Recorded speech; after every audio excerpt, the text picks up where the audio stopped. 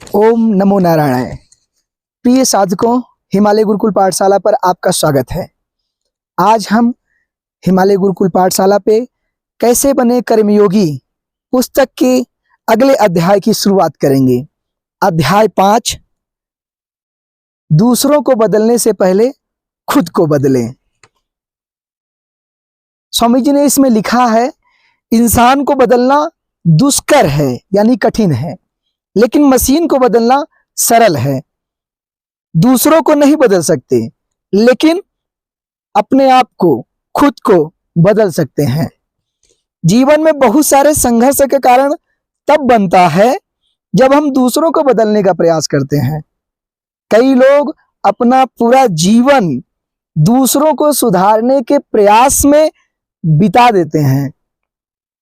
ऐसे व्यक्ति भले ही शारीरिक रूप से किसी को प्रताड़ित या प्रहार न किया हो, लेकिन अपने व्यवहार और शब्दों से दूसरों के दिल को पीड़ित किया जरूर है।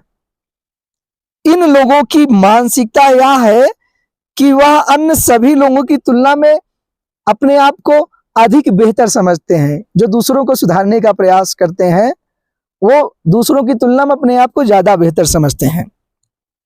हालांकि यह केवल तभी स्पष्ट होता है जब सूक्ष्म तरीके से उनके चरित्र, व्यक्तित्व, व्यवहार को देखा जाता है। हमारे समाज में बहुत सी चीजें हैं जो हमें विचलित करती हैं और इसके कारण हम दूसरों को नियंत्रित करने की कोशिश करते हैं, बदलने के लिए प्रयास करते हैं।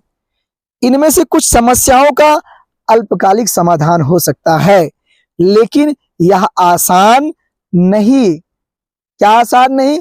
किसी को सुधारना। इस संसार में सब ना तो अच्छा है और ना ही बुरा है।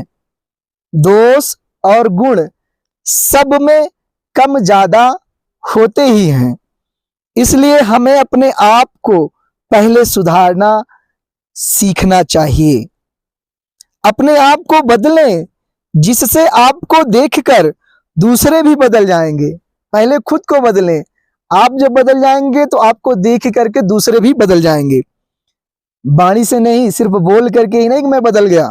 वाणी से ही नहीं, बल्कि अपने कर्म से, अपने आचरण से अपने को बदल लें। इस दुनिया में कोई भी व्यक्ति पूर्ण नहीं है, कोई परफेक्ट नहीं है। जब दूसरों के दोषों को ना देखकर अपने दोषों पर नजर डालेंगे, तब स्वतः ही सद्गुणों का विकास होने लगेगा। जब हम खुद को बेहतर बनाते हैं, तो आसपास के लोग, जो हमारे आसपास के लोग हैं, वो खुद बेहतर बनने लगते हैं। सत्य को छुपाना या पालन नहीं करना पाप है, अपराध है। अगर आपके पास कोई अन्याय, असत्य हो रहा है, आपकी सही जानकारी है, उस असत्य, अन्याय से अपने को रक्षा के लिए प्रेम से कह देना चाहिए, जिससे आपके अंदर असत्य भाव पैदा ना हो। चाहे लोग कुछ भी कहें, कुछ भी सोचें, अन्याय, असत्य को अपने जीवन में प्रत्यक्ष या परोक्ष किसी भी प्रकार से प्रश्रय नहीं देना चाहिए। अन्याय और असत्य आपके जीवन में किसी भी प्रकार से नहीं रहना चाहिए। असत्य, गलत, अन्याय आचरण को बार बार देखने से, सोचने से एक प्रेरणा बन जाती है, जो आपसे पाप कर्म करवाती है, अपराध करवाती है। इसलिए अपने को सुधार के लिए अपने विचार को हमेशा निर्मल रखें, मलिन न करें। सुधार का अर्थ है शुद्धि। इसलिए कभी अशुद्धि के साथ समझौता नहीं करना चाहिए।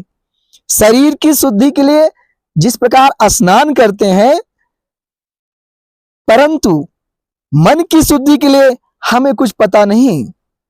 मन की शुद्धि के लिए आपको नित्य निरंतर भगवान के नाम से बेहतर और कुछ भी नहीं हो सकता है, ना हो सकता है।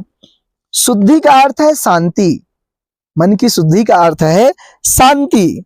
भगवान का नाम जप, ध्यान, भजन, जो नाम जप, ध्यान और भजन है, ये आपकी मन की सारी अशुद्धियों को दूर कर देता है।